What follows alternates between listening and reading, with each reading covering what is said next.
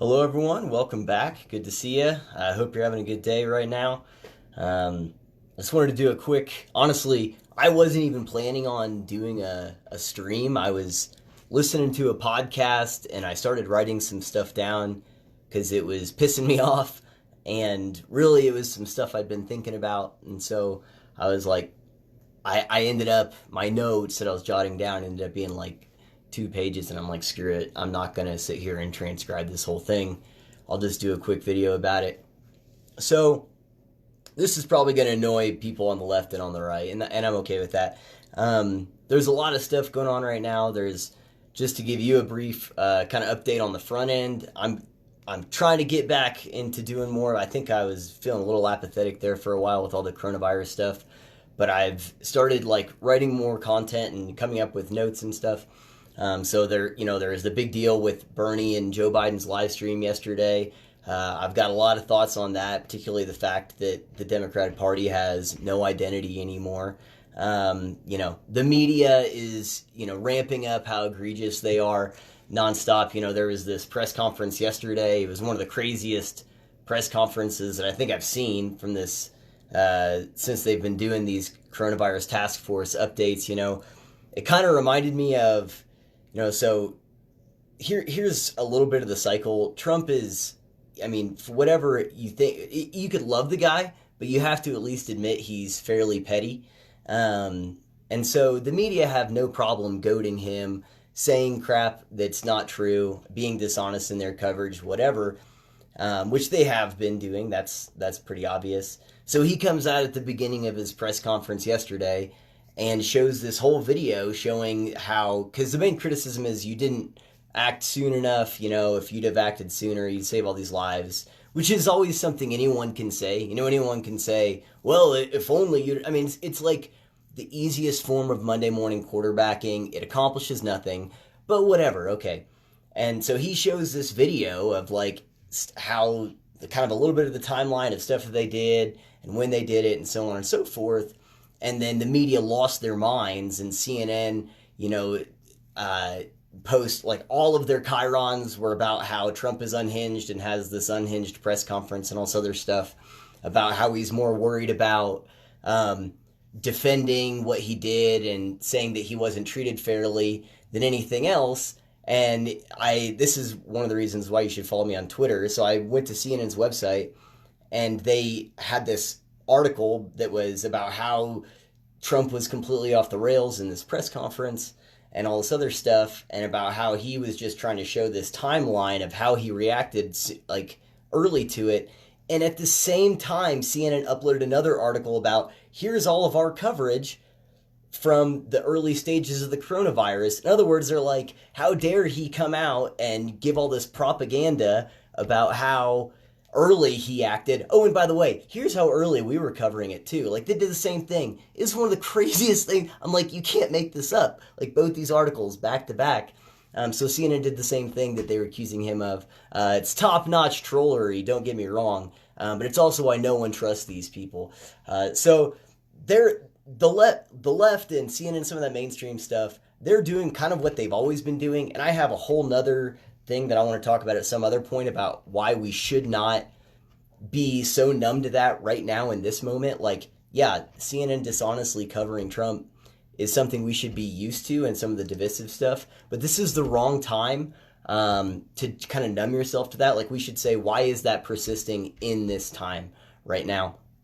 But that's a whole nother thing. I don't want to talk about that. The thing I was listening to, and this is where I'll probably piss off some people on the right, is I was listening to Shapiro's show from yesterday, Ben Shapiro's show. He's a conservative commentator. And, I like Ben Shapiro. I don't agree with him on everything, but I do like hearing his perspective on things.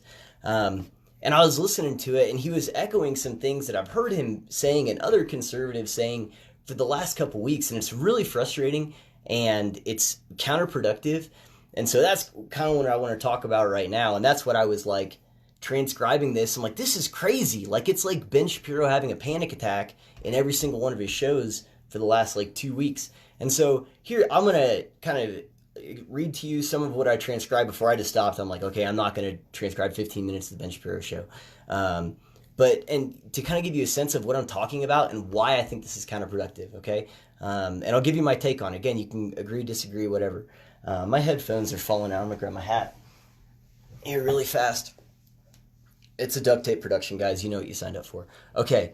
All right, so here's kind of, I'll give you the essence of what he has been saying for a long time, which is, look, we need to know what the plan is. Like, there was, I think 2 weeks ago, he was saying, don't tell me what's going to happen this August. We need to know what's going to happen next August. And so it's all about this. Tell us the plan, give us the information, whatever. And just crapping all over Dr. Birx and Dr. Fauci and the other people in this task force and the people who are trying to help. But here's the transcription, and I'll show you kind of what I see as the core issue here. And it's not just Ben doing it. I'm not just picking on Ben. Matt Walsh has been particularly egregious with this stuff. And there's other really prominent conservatives that have been doing this. But I'll get to that here in a second. So here's what he says during his show. This is from yesterday's episode. He says, the dirty little secret has been, and I've been saying this for weeks, the experts don't know that much. They don't know what they don't know, or he says they know what they don't know, but they're not conveying to us what they don't know. And that's a problem, because once they know what they know, then we can actually start expecting some hard facts from them. We've seen the models change. We've seen the numbers come down. But they're not telling us what they don't know and what further inputs they need. We don't know what inputs they're using for the case fatality rate. We keep hearing case fatality rates being reported. And one thing we do know is that case fatality rate is not real right now. The numbers, he's saying the numbers that we're getting isn't accurate. Because we know that more people have had coronavirus than have been tested positive. We know that the numbers in terms of who's died from it probably isn't accurate either. Now, Ben thinks it's too low. There's an argument that it's too high. But the main point he's saying is that we don't know. So he says, so we don't know anything. We don't know any of the statistics that we need to know. All right. So he says that. And then he goes on later in the episode and he says, what would be really wonderful at this point would be the straight scoop, to get the straight scoop from our public health professionals. What information do they lack? What information do they need? And what information, when input into their thought-making process, would lead to what sort of solutions? And we're not getting any of that. Honestly, I think Dr. Fauci is great in a lot of ways. This is one area where I think he has been really bereft. I think the same thing is true basically of Dr. Birx. I think our public health professionals need to be fully honest with us as to what they don't know. And then he says this. Now, I think they're saying it. I think they're saying, their writings are saying it. I think that when they speak in long form, they're saying it. But I think what they need to be saying is, listen, right now, and then he cuts himself off. He says, look, just be honest with us. Be honest. And say, here's the data we're missing. Here's the data we need. We can't make a decision to reopen until we have this data. That's what's happening here. So Dr. Fauci said over the weekend, this has been and his constant refrain is that the virus decides when we reopen. That's not true. We decide when we reopen. We do. Now, we can make a horrible decision or we can make a great decision, but we're the ones who decide. And then he goes on to play this clip of Fauci talking. And he says, what I think Dr. Fauci is trying to say is that we don't have enough data. And once we have the data, we can start making some tough calls on what to decide. Anyway, here's Dr. Fauci suggesting the virus decides when we open. And so then in the clip, Fauci says, the virus kind of decides whether or not it's appropriate to reopen or not. We're not seeing what we're seeing right now is some favorable signs. It's looking like, in many cases, particularly in New York, we're seeing a flattening and a turning around. I would want to see a clear indication that you are very, very clearly and strongly going in the right direction. Because the one thing you don't want to do is you don't want to get out there and then wind up back in the same situation. Okay, so here's Dr. Fauci saying that the virus decides, but he expands on it by saying, like, what we need is this information. We're seeing places where the quote, the curve is flattening. By the way, how many weight loss jokes do you think in the future after all this will be referred to as flattening the curve? Anyway, but he's saying, look, we're seeing this happening in these other places. We need to see that trend happening all across the board, and then we can start to make some decisions. And so, in other words, he gives Ben the data he has and the data he needs and how they would make the decision. So he gives that. He's just not spelling it out, writing it in crayon. He gives that. And all of that information is in there in pretty much any interviews either Birx or Fauci or a lot of the other ones give. And then, so Ben Shapiro goes on, he says, or no, sorry, Fauci goes on, and he says, I think it could probably start, at least in some ways, maybe next month. And again, Jake, he's talking to Jake Tapper, it's so hard to make those kinds of predictions because they always get thrown back at you if it doesn't happen. We are hoping that at the end of the month, we can look around and say, okay, is there any element here that we can safely, cautiously start pulling back on? If so, do it. If not, then continue to hunker down. And then Ben Shapiro, his comment is, what does that even look like? He hopes people will go to the polls in November. Based on what? I'm fine with a plan. Can we have a plan? And then what's funny is in my notes I wrote, I'm going to stop here because I'm not transcribing this crap anymore. And that's exactly correct. Like, again, to emphasize, I like Ben Shapiro. I think that he's a good commentator, but this is not helping anything. These guys are giving us the information as they get it. And for him to say, like, give us the information. Also, they don't have the information. Also, I guess they are giving us the information, but they're just not packaging it the way we would like it or the way I would like it. Like, what's he accomplishing? And so what it makes me think of is like, and by the way, I'm going to provide a link to the episode if you want to listen to it. It's kind of like the second half where he gets into all this crap. But it reminds me of, so whenever I was growing up in the 90s, like lawsuits were a big thing. Everyone, the joke was, I'm going to sue you, lawsuits, being sued. I remember there's this movie with Hulk Hogan called Suburban Commando. And in the movie, like, he's like some space renegade, whatever crap, who cares? And he like pisses off these bikers, these big tough guy bikers, and they come over to him and they're like, do you have any idea what we're going to do to you? And Hulk Hogan's like, let me guess, you're going to beat me up or something. And these like big, greasy biker guys are like, what are you crazy? This is the 90s. We're going to sue you. And so like lawsuits was like the big thing everyone joked about in the 90s. But I remember one time, I think I was in maybe like 5th or 6th grade, and I was asking my dad about suing someone or or why don't you just sue this person or this thing? And he said something that's always stuck with me. He said, look, no matter how hard you squeeze, you can't get blood from a turnip.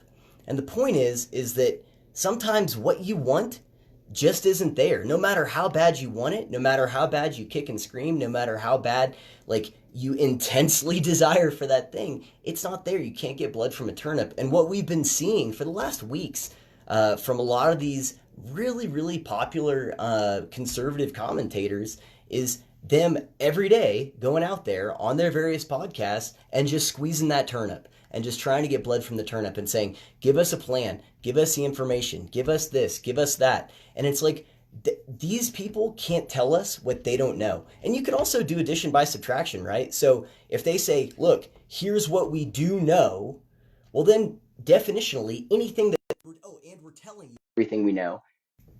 I've got to turn it off from my phone. Auto answers when I have headphones in. Anyway, again, duct tape production. So by telling us what they do know for sure, and they say, this is all we know, they're telling us what they don't know. There's this old Lion King meme. It's hilarious. It's Simba and Mufasa, and they're looking out, and it's that part where Mufasa says, everything the light touches, that's our kingdom. And Simba says, what about that shadow part over there? And then the meme is Mufasa saying, Simba, what the F did I just say? Like, in other words, if I say everything the light touches is what we control, and you ask about, well, what about what the light doesn't touch? Like, well, that's not what we control, dude. So it's the same way with these experts say, here's what we know, here's the information, this is all we know, we're giving it to you as we get it. You can't say, well, tell us what you don't know. Well, they just did, dude. They said, here's what we know. Anything that falls outside of that circle of what we know is what they don't know. Like, it's not that complicated. And so I can feel myself getting frustrated here because I've really been feeling like this for the last couple weeks because it's really annoying. Because here's the problem. So a couple things, and I'll end it here because I don't want to go on some kind of tangent or any more of a tangent than I already am. So it's okay to be frustrated. I'm frustrated. Lots of people are frustrated. And honestly, I'm actually really not that frustrated, to be honest. And by that I mean, this isn't really affecting me as much as it is other people. Like, I have family members that have lost their jobs. I know people that, like, I have a friend who works, he's a critical care nurse in California, in the Bay Area. His hospital had one of the first casualties in California from this, okay? There are people who I know who this is really impacting them a lot. I'm not one of those people. I went out for a beautiful walk today. It was great. There's people out. I went and got some food from a food truck the other day. Got some tacos. It's delicious. Like, it's just not impacting me that much where I am. Like, my job, as far as I know so far, job security, like, I'm okay. But at the same time, I understand people being frustrated, people wanting answers, like, and wanting to get a sense of, okay, I don't know. This is all a big question mark. Can I get something here? By the way, Ben Shapiro's not one of those people. That dude's going to have a job no matter what, okay? And I don't think this is some bad faith frustration on his part. But the point is, a lot of people feel that way and just, shaking your fist at the sky and saying, hey, you don't know anything, but also you need to tell me everything and give me a plan. It's like, dude, they're doing the best they can. Like, whenever I watch these briefings every single day, and here I did put down just some bullet points of, here's my basic assessment of what is happening, okay? I could be wrong. I don't know. But whenever, like, if Ben Shapiro said, well, what do you think their plan is? What do you think is going on? This is what I would say. First off, they're saying, just like what Fauci said, is that flattening the curve, we need to see a substantial decrease in cases, like trending for a little bit, at least good news, all right? Seems like that's happening in a lot of places. We need to see significant trends downward in deaths. Now, again, that data is not super awesome right now, but they're working on it, okay? It's getting better, all right? So both those things need to be going down. At the same time, while those things are going down, so if we have cases going down, and as a result, mortality rates going down from it, our hospital capacity is going to increase because that's beds that are going to open up, that's ventilators that are going to become available. While that's happening, all right, we are significantly increasing our testing capabilities, and not just in our capabilities, but in their quality, in their speed, in their availability, all of that stuff. And we're going to see improvements in all of those things. We're going to see increases. So they're talking about, look, we're making all these masks. We're making all these ventilators. We're working on this testing. We're working on whether it's hydroxychloroquine or not Risperdal. I can't remember what it is, but the drug that's made by Gilead that's the only one that's not has a generic form of it. That's a whole nother thing. Man, there's some shady stuff happening with pharmaceuticals right now. Anyway, but like, while we are waiting to see the social distancing working and we're seeing those curves flatten, so they're talking about, okay, look, New York and New Jersey, those are hotspots, but there's other places, right? So there's Chicago, there's Detroit, there's Atlanta, so on and so forth, Colorado area near where I live, right? So they have to see that happening in these areas. And they've been really specific about how, look, we don't have one curve. We have a bunch of them all around our country. Like the comparisons to Italy and all this other stuff with our country, it's so difficult to make a comparison between the U.S. and other countries because our population is so much bigger, our land mass is so much bigger, and so you have to really compare like almost states and regions to other countries and otherwise use per capita numbers. That's a whole other thing. But either way, as we're seeing that curve flatten in these other areas, as that's happening every single day, they're cranking out masks, they're cranking out ventilators, they're improving testing capabilities, they're working on therapeutics to help treat these people who are dealing with this, okay? This is happening across the board. So my thought is, as I listen to them, I hear, look, all we know is that we have to increase our capabilities, hope that the social distancing and stuff is working, right? And it works fast as it possibly can. We're going to be assessing the data every single day. In the meantime, we're stockpiling stuff and working on pharmaceuticals so that we can treat people so that, as we do start to open back up, as a result of these numbers going down, then we have the capabilities to prepare. That was one of the main things. Not having masks, not having the testing capacity, not having ventilators, although it seems like they were able to deal with that pretty quickly. So we will open up as the numbers go down. And as we open up, the numbers will start to go back up. But guess what was happening that whole time? Our ability to deal with that will have increased by a lot, okay? So that's what I hear. What I hear right now is, look, every day we're going to assess. Every day we're going to assess the numbers. But we can't tell you what we don't know. And so I'll end that part there. But my main point is that it's okay to be frustrated. And this is the part that'll probably piss off people on the left, is that whenever these really prominent conservative commentators are going out, and what they're really doing is they're massively demoralizing their voter base. Who's listening to them? mostly conservatives, some libertarians like myself, are listening to them. But if there's a person who's like, my whole world is wrapped up in what Ben Shapiro thinks about stuff, and he's like, they need to be honest with us. They need to da-da-da-da-da. I mean, Matt Walsh has been terrible on Twitter. I like him sometimes, but, he's talking about Queen Birx and Fauci the Wise, and it's like, dude, shut your Twitter down if this is what you're going to be spewing all day, every day. This is counterproductive.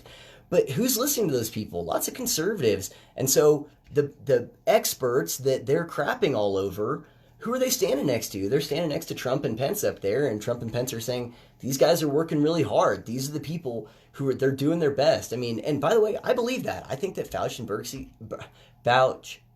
and Birx are busting their butts to try and get, I just don't see an incentive structure there for them personally to be like these dishonest, shadowy people. I don't see them as Trump lackeys, and I don't see them as people who just want to ruin our economy. I think they're just people doing the best they can, like anyone else.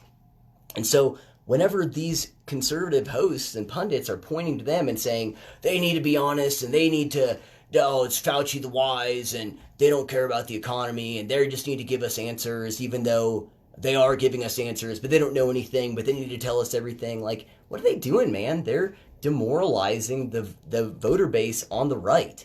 Like, they're demoralizing them. They're ruining any enthusiasm, any motivation to get behind who I would presume the administration that these people support, which is the Trump administration. And so they're doing that just as huge sections of the left are coalescing and coming together, right? Like yesterday we have that, completely almost unexplainable live stream between Bernie and Joe Biden, which was funny. So I watched it and I had so many feelings and thoughts from that. But at the very end, I thought it ended about as appropriately as possible, where Biden said he was really excited for them to work together on, I think it was healthcare, climate change, the economy, criminal justice reform, higher education, and the economy. And I'm like, and you can see Bernie like he's sitting there thinking, he's like, okay, good. This is what I lost to. Anyway, but Bernie and Joe Biden, it seems like they're coming together, and I'm going to do a whole nother thing about that. That's a separate topic. Obama finally endorsed Joe Biden today after he was the only remaining candidate. So good job, Barack Obama. finally gonna get behind old Joe after he has no competition remaining. It's like, wow, how admirable, man. Anyway, but the left in a lot of sections are coalescing, and they have 7 months, I think, until the election. 7?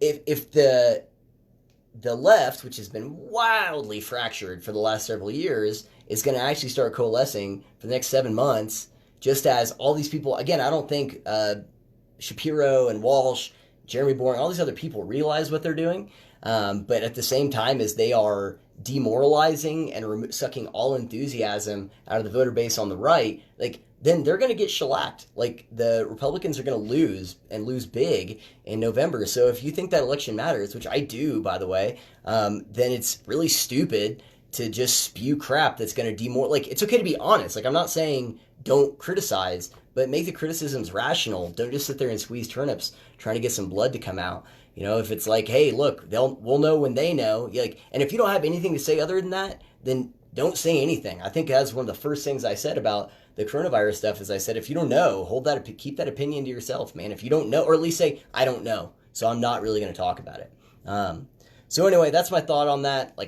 The media have been egregious in terms of the just dishonest and divisive way that they've covered a lot of this stuff. I'm going to do a whole nother thing about that. But the people on the right, a lot of mainstream conservatives, not all of them, by the way, not all of them, but a lot of mainstream conservatives aren't helping their cause by, I think, unintentionally sowing divisions within their own base by basically delegitimizing everything that's happening right now, by throwing shade on Birx and Fauci unnecessarily. So stop crapping on them. Okay, I'm going to leave it there.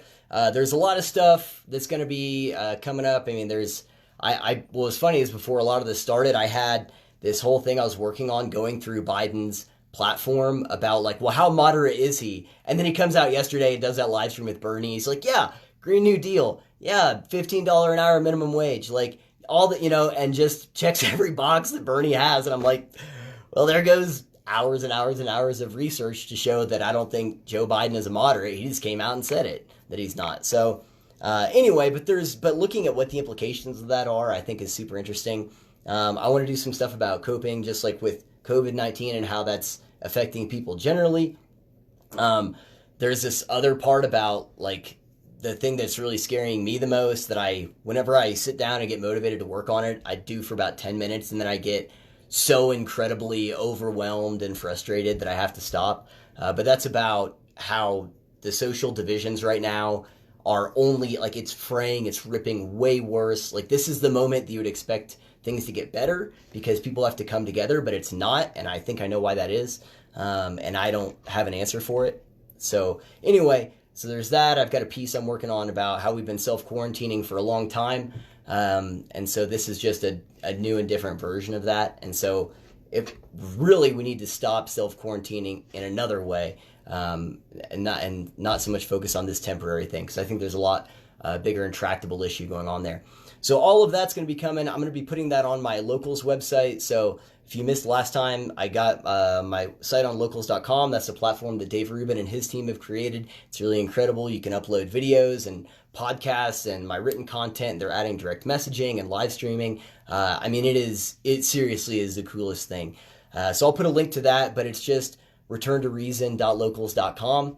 You can just sign up for that.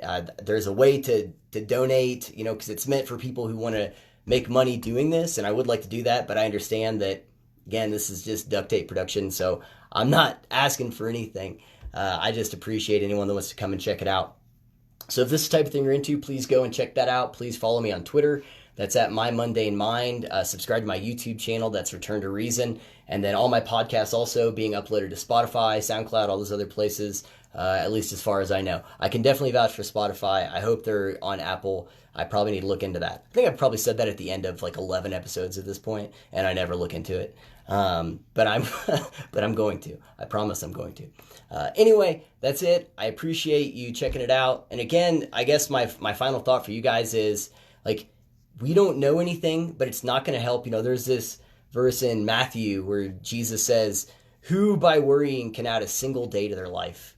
And so I'm not saying don't, be concerned. I'm not saying don't say, hey, we do need answers, but you can't get blood from a turnip, and just sitting there and freaking out about this nonstop is not a solution. All right. We're all in this together, truly, even though it doesn't seem like it. And so the way we're going to get out of it is by working together and not just pointing fingers in every which direction.